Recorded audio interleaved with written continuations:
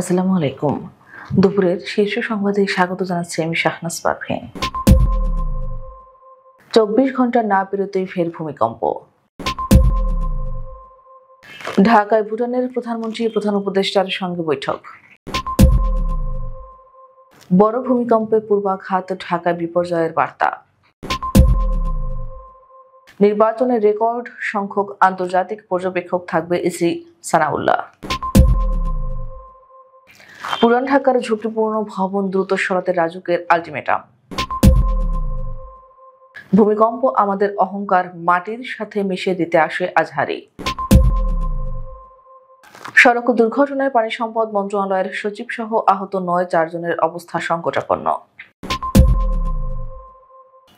ঝিনাইদহে বিয়েতে দাওয়াত না দেওয়ায় দু গ্রুপের সংঘর্ষ, আহত ১০। পঞ্চগড়ে হিমেল বাতাসে বাড়ছে শীতের তীব্রতা। বিশ্বের চাহিদা বাড়ল পাকিস্তানের যুদ্ধ বিমান JF-17। ট্রাম্পের কাছে মোদির নতি স্বীকার, রাশিয়ার তেল কেনা বন্ধ করল ভারত।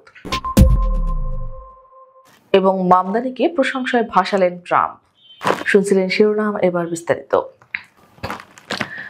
২৪ ঘন্টা না পেরোতেই ঢাকার গাজীপুরের বাইপালে ফের ভূমিকম্প অনুভূত হয়েছে। কম্পন রেকর্ড করেছে আবহাওয়া অধিদপ্তরের ভূমিকম্প পর্যবেক্ষণ ও গবেষণা কেন্দ্র। শনিবার সকাল 10টা 36 এই কম্পন রেকর্ড করা হয়। রিক্টার স্কেলে এর মাত্রা ছিল 3.3। এই তথ্য নিশ্চিত করেছেন ভূমিকম্প পর্যবেক্ষণ ও গবেষণা কেন্দ্রের দায়িত্বরত পেশাগত সহকারী নিজাম উদ্দিন আহমেদ। তিনি বলেন, এটি একটি মাইনর ভূমিকম্প। এর উৎপত্তি স্থল বাইপাইল। এর আগে শুক্রবার সকালে ঢাকা থেকে 13 কিলোমিটার পূর্বে 5.7 মাত্রার ভূমিকম্প অনুভূত হয়। এতে 2 শিশু সহ 10 জন প্রাণ হারিয়েছেন। এর মধ্যে ঢাকায় 4 জন, নরসিংদীতে 5 জন ও নারায়ণগঞ্জে 1 জন মারা গেছেন। এছাড়া বিভিন্ন জেলায় কয়েকশো মানুষ আহত হয়েছেন। 3 দিনের রাষ্ট্রীয় সফরে ঢাকায় পৌঁছেছেন ভুটানের প্রধানমন্ত্রী শেরিং তোবগে। শনিবার সকাল 8টার দিকে ঢাকার হযরত শাহজালাল আন্তর্জাতিক বিমানবন্দরে অবতরণ করেন তিনি। বিমানবন্দরে অন্তর্বর্তী সরকারের প্রধান উপদেষ্টা ডক্টর মোহাম্মদ ইউনূস ভুটানের প্রধানমন্ত্রীকে অভ্যর্থনা জানান। সেই সঙ্গে দেওয়া হয় গার্ড অব অনার। বিমানবন্দরে ভিআইপি লাউঞ্জে স্বল্প সময়ের বৈঠকে তোবগে শুক্রবারের ভূমিকম্পে বাংলাদেশের প্রাণহানি ও ক্ষয়ক্ষতির বিষয়ে খোঁজ খবর নেন এবং নিহতদের পরিবারের প্রতি সমবেদনা জানান। পরে তাকে সামরিক কুচকাওয়াজ সহ গার্ড অব অনার এবং 19 বন্দুক স্যালুট প্রদান করা হয়। বিমানবন্দরে গার্ড অব অনার গ্রহণ করার পর ভুটানের প্রধানমন্ত্রী সাভার জাতীয় স্মৃতিসৌধে বাংলাদেশের মহান স্বাধীনতা যুদ্ধের শহীদদের স্মৃতির প্রতি শ্রদ্ধা জানান। তেজগাঁওয়ে প্রধান উপদেষ্টার কার্যালয়ে শেরিং তোবগে ও মোহাম্মদ ইউনূসের মধ্যে দ্বিপাক্ষিক বৈঠক অনুষ্ঠিত হওয়ার কথা রয়েছে। সন্ধ্যায় তার সামনে সরকারি নৈশভোজের আয়োজন করা হয়েছে। সফর শেষে তিনি আগামী সোমবার ঢাকা ত্যাগ করবেন। বাংলাদেশে গত কয়েক দশকের মধ্যে শুক্রবার 21 নভেম্বর সকালের ভূমিকম্পটি ছিল সর্বোচ্চ মাত্রার এবং এর ঝাঁকুনি ছিল স্মরণকালের সর্বোচ্চ। ফলে অনেকেই মনে করতে পারেননি সর্বশেষ কবে এমন বড় ঝাঁকুনি অনুভব করেছেন। প্রায় 20 সেকেন্ড ধরে দুলছিল ঢাকার বড় বড় ভবন। পরে জানা যায়, ঢাকার খুব কাছে নরসিংদীর মাধবদীতে ভূপৃষ্ঠের 10 কিলোমিটার গভীরে এই ভূমিকম্পের উৎপত্তি। বাংলাদেশের আবহাওয়া অধিদপ্তরের তথ্য অনুযায়ী রিক্টার স্কেলে এর মাত্রা ছিল 5.7 আর মার্কিন ভূতাত্ত্বিক জরিপ সংস্থার তথ্য মতে এর মাত্রা 5.5। বিশেষজ্ঞদের মতে ঢাকার অদূরে 7 মাত্রায় ভূমিকম্প হলে ঢাকার 35% ভবন ধসে পড়তে পারে। তাতে ব্যাপক ক্ষয়ক্ষতি এবং হতাহতের শঙ্কা রয়ে গেছে। তাছাড়া এই মাত্রার ভূমিকম্প হলে ভূমিকম্প পরবর্তী উদ্ধার তৎপরতা চালানো দুরূহ হয়ে যাবে। কারণ ঢাকার অধিকাংশ এলাকার রাস্তা 30 ফুটের কম। বাসযোগ্য শহরের মানদণ্ড অনুযায়ী 30 ফুটের কম রাস্তা থাকলে সেখানে 6 তলার উপরে ভবন করা ঝুঁকিপূর্ণ। সেক্ষেত্রে ঢাকা অধিক ঝুঁকিপূর্ণ। ত্রয়োদশ জাতীয় সংসদ নির্বাচনকে একটি ঐতিহাসিক নির্বাচন আখ্যা দিয়ে এটির মাধ্যমে দেশে গণতন্ত্রের পুনঃসূচনা হবে বলে মন্তব্য করেছেন নির্বাচন কমিশনার আবুল ফজল মোহাম্মদ সানাউল্লাহ। তিনি বলেন, রেকর্ড সংখ্যক আন্তর্জাতিক পর্যবেক্ষক এবারের জাতীয় নির্বাচন পর্যবেক্ষণে অংশ নেবেন। শনিবার সকালে Asian network for free elections আয়োজিত এক কর্মশালায় তিনি এ বক্তব্য দেন। নির্বাচন কমিশনার জানান, একটি সুষ্ঠু, গ্রহণযোগ্য ও নিরপেক্ষ নির্বাচন আয়োজনে বর্তমান নির্বাচন কমিশন প্রস্তুত রয়েছে। তবে তিনি স্বীকার করেন যে সামাজিক যোগাযোগ মাধ্যমে অপতৎপরতা ও কৃত্রিম বুদ্ধিমত্তার অপব্যবহার রোধ করা আসন্ন নির্বাচনের একটি বড় চ্যালেঞ্জ। সানাউল্লাহ আরও প্রকাশ করেন যে রেকর্ড সংখ্যক আন্তর্জাতিক পর্যবেক্ষক এবারের জাতীয় নির্বাচন পর্যবেক্ষণে অংশ নেবেন বলে আশা করা হচ্ছে। তিনি বলেন, তারা সবাই একটি ঐতিহাসিক নির্বাচনের অংশীদার হতে চান। এদিকে রোজার আগে ফেব্রুয়ারির প্রথমার্ধে ত্রয়োদশ সংসদ নির্বাচন ও গণভোটের তারিখে ধরে প্রায় 60 দিন সময় রেখে তফসিল ঘোষণা করার কথা জানিয়েছে নির্বাচন কমিশন। পুরান ঢাকার অধিকাংশ ভবন ঝুঁকিপূর্ণ। এখানে কোনো প্ল্যান ছাড়া 1 কাঠার কম জমিতেও 6 থেকে 7 তলা বাড়ি আছে বলে জানিয়েছেন রাজধানী উন্নয়ন কর্তৃপক্ষের চেয়ারম্যান ইঞ্জিনিয়ার মোহাম্মদ রিয়াজুল ইসলাম। শনিবার পুরান ঢাকার বংশালের বিভিন্ন ভবন পরিদর্শন শেষে সাংবাদিকদের তিনি একথা জানান। ইঞ্জিনিয়ার মোহাম্মদ রিয়াজুল ইসলাম বলেন, ভূমিকম্পে রাজধানীর কসাইটুলির রেলিং ভেঙে পড়া ভবনটির নকশা আগামী 7 দিনের মধ্যে দেখাতে ব্যর্থ হলে ভবনটি সিলগালা করা হবে। রাজুক চেয়ারম্যান বলেন, 1 কাঠার নিচে কিন্তু আমরা কোনো প্লট প্ল্যান দেই না। যারা জোর করে করতেছে আমরা তাদের মিটার কেটে দিচ্ছে, তারপরও আবার চূড়ায় মিটার নিয়ে বা জেনারেটর দিয়ে তারা করতেছে। রাজধানী ঢাকা সহ সারা দেশে ভূমিকম্পে কেঁপে উঠেছে শুক্রবার সকালে। নরসিংদীর মাধবদী থেকে উৎপত্তি হওয়া কয়েক সেকেন্ডের সেই কম্পনে দিশেহারা হয়ে পড়েন নগরবাসী। এমন পরিস্থিতিতে সোশ্যাল মিডিয়ায় একটি আবেগঘন ও আত্মসমালোচনামূলক পোস্ট দিয়েছেন দেশের জনপ্রিয় ইসলামী বক্তা মিজানুর রহমান আজহারি। গতকাল রাতের ওই পোস্টে তিনি লেখেন, ভূমিকম্পের সময় বিল্ডিং দুলে ওঠায় কয়েক মুহূর্তের জন্য তিনি একেবারে স্তব্ধ হয়ে গিয়েছিলেন। আতঙ্কে বুক কেঁপে উঠেছিল তার। তিনি মনে করেন, যদি আরো কয়েক সেকেন্ড জোরে ঝাঁকুনি হতো, ঢাকায় লাশের মিছিল হতে পারত। নিমেষেই গোটা শহর পরিণত হতো নিস্তব্ধ এক গোরস্থানে।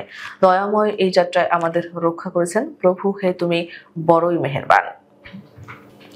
ঠাকুরগাঁওয়ে নসিমন ও মাইক্রোবাসের মুখোমুখি সংঘর্ষে পানি সম্পদ মন্ত্রণালয়ের সচিব সহ 9 জন আহত হয়েছেন। শুক্রবার রাতে ঠাকুরগাঁও সদর উপজেলার জগন্নাথপুর ইউনিয়নের ট্রাক টার্মিনাল 24 টিউবওয়েল এলাকায় এই ঘটনা ঘটে। পুলিশ ও প্রত্যক্ষদর্শীরা জানান, শুক্রবার সন্ধ্যায় রংপুর থেকে পানি উন্নয়ন বোর্ডের একটি মাইক্রোবাস ঠাকুরগাঁও আসছিল। একই সময় ঠাকুরগাঁও থেকে একটি নসিমন খোঁচাবাড়ির দিকে যাচ্ছিল। ট্রাক টার্মিনাল 24 টিউবওয়েলের সামনে গাড়ি দুটি মুখোমুখি সংঘর্ষের শিকার হয়। মাইক্রোবাস ও নসিমন রাস্তার পাশে থাকা একটি গাছের সঙ্গে ধাক্কা খায়। এতে গাড়ির সামনের অংশ দুমড়ে মুচড়ে যায় এবং যাত্রীরা আহত হন। ঠাকুরগাঁও 250 শয্যা বিশিষ্ট জেনারেল হাসপাতালের মেডিকেল অফিসার রকিবুল আলম চয়ন বলেন, 4 জনের অবস্থা আশঙ্কাজনক হওয়ায় উন্নত চিকিৎসার জন্য তাদের রংপুর মেডিকেল কলেজ হাসপাতালে পাঠানো হয়েছে। বাকিদের চিকিৎসা চলমান রয়েছে। এলাকায় আধিপত্য বিস্তার ও বিয়েতে দাওয়াত না দেওয়ায় ঝিনাইদহে 2 গ্রুপের সংঘর্ষে অন্তত 10 জন আহত হয়েছেন। এর মধ্যে আহত কয়েকজনকে উদ্ধার করে ঝিনাইদহ সদর হাসপাতালে ভর্তি করা হয়েছে। শনিবার সকালে সদর উপজেলার বাকরি গ্রামে এই সংঘর্ষের ঘটনা ঘটে। ঘটনার পরপর এলাকায় অতিরিক্ত পুলিশ মোতায়েন করা হয়েছে। বর্তমানে পরিস্থিতি স্বাভাবিক রয়েছে। হিমালয়ের পাদদেশে অবস্থিত দেশের সর্ব উত্তরের জেলা পঞ্চগড়ে শীতের আমেজ দিন দিন বাড়ছে। ভোর থেকে সকাল পর্যন্ত হিমেল হাওয়া ও উচ্চ আর্দ্রতার কারণে পুরো জেলা জুড়ে শীতের তীব্রতা স্পষ্টভাবে অনুভূত হচ্ছে।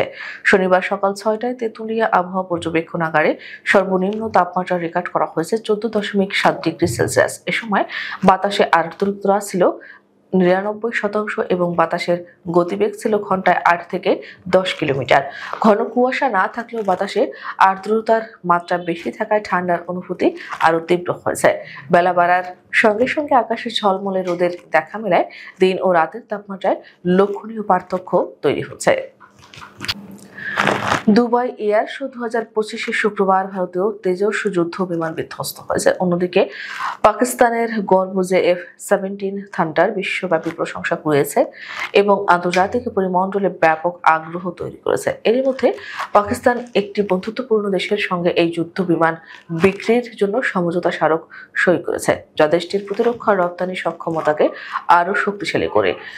শুক্রবার দুবাই থেকে প্রকাশিত এক বিবৃতিতে এসব তথ্য জানিয়েছে পাকিস্তান সরকার। তবে কোন কোন দেশে কতটি F-17 বিক্রি করা হবে এ তথ্য এখনো প্রকাশ করা হয়নি, যদিও দেশটির কর্মকর্তারা নিশ্চিত করেছেন যে আরো কয়েকটি দেশ যে F-17 কেনার ব্যাপারে গভীর আগ্রহ দেখিয়েছে, যা পাকিস্তানের বিমান শিল্পের প্রতি বৈশ্বিক আস্থার প্রতিফলন। এর আগে 2024 সালে আজারবাইজান যে F-17 ব্লক 3 কেনার জন্য $4.6 মিলিয়ন চুক্তি করেছিল। এদিকে এয়ার শোতে অংশ নেওয়ার অংশ হিসেবে পাকিস্তান বিমান বাহিনীর প্রধান air chief marshal Zaheer Ahmed Babar Siddiqui বন্ধুত্বপূর্ণ দেশগুলোর বিমান বাহিনীর প্রধান ও সামরিক নেতাদের সঙ্গে গুরুত্বপূর্ণ বৈঠক করেছেন।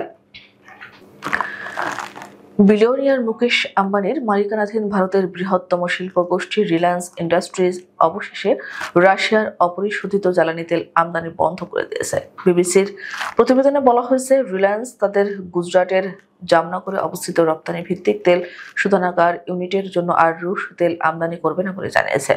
আগামী বছর থেকে কার্যকর হতে যাওয়া তৃতীয় কোনো দেশের মাধ্যমে রাশিয়ার অপরিশোধিত তেল থেকে তৈরি জ্বালানি আমদানির উপর ইউরোপীয় ইউনিয়নের নিষেধাজ্ঞার পরপরই ভারতের বৃহত্তম কনগ্লোমারেটটি এমন সিদ্ধান্ত নিল। এছাড়া রিলায়েন্সের এই পদক্ষেপটি এলো গতকাল শুক্রবার কার্যকর হওয়া রাশিয়ার প্রধান তেল উৎপাদনকারী সংস্থা রোসনেফট এবং লুকোইলের ওপর মার্কিন নিষেধাজ্ঞার পরপরই। নিউ ইয়র্ক অঙ্গরাজ্যের প্রধান শহর নিউ ইয়র্ক সিটির মেয়র নির্বাচনে বিজয়ী প্রার্থী জোহরান মামদানির ব্যাপক প্রশংসা করেছেন যুক্তরাষ্ট্রের প্রেসিডেন্ট ডোনাল্ড ট্রাম্প। নিউ ইয়র্কের মেয়র হিসেবে তিনি ভালো কাজ দেখাবেন বলে প্রত্যাশা করেছেন তিনি। যুক্তরাষ্ট্রের প্রেসিডেন্টের সরকারি বাসভবন ও দপ্তর হোয়াইট হাউসের ওভাল অফিসে গতকাল শুক্রবার প্রেসিডেন্ট ট্রাম্পের সঙ্গে সাক্ষাৎ ঘটে মামদানির। সাক্ষাতের পর মামদানির ব্যাপারে সাংবাদিকদের ট্রাম্প বলেন, আমি আপনাদের বলতে পারি যে আমার দৃষ্টিভঙ্গিতে কিছু পরিবর্তন এসেছে। এখন আমার দৃঢ় বিশ্বাস মামদানি তার দায়িত্বগুলো খুব ভালোভাবে সম্পাদন করতে পারবেন। এমনকি আমি এও মনে করি যে তিনি তার কাজ পারফরমেন্স দিয়ে অনেক রক্ষণশীল লোকজনকে চমকে দেবেন। মার্কিন সমর্থন ও সহায়তা বন্ধ হয়ে যাবে। আমাদের পরবর্তী রাতের শীর্ষ সংবাদ দেখার আমন্ত্রণ জানিয়ে এখনকার মতো বিদায় নিচ্ছি। দর্শক, ভিডিওটি শেষ পর্যন্ত দেখার জন্য আপনাকে অসংখ্য ধন্যবাদ। নিত্য নতুন সংবাদ পেতে আমাদের ইউটিউব চ্যানেলটি সাবস্ক্রাইব করুন ও নিয়মিত নোটিফিকেশন পেতে বেল বাটনটি ক্লিক করুন এবং আমাদের ফেসবুক পেজটিতে লাইক করুন। এছাড়াও আমাদের ভিডিওতে লাইক দিয়ে শেয়ার করুন। আল্লাহ হাফেজ।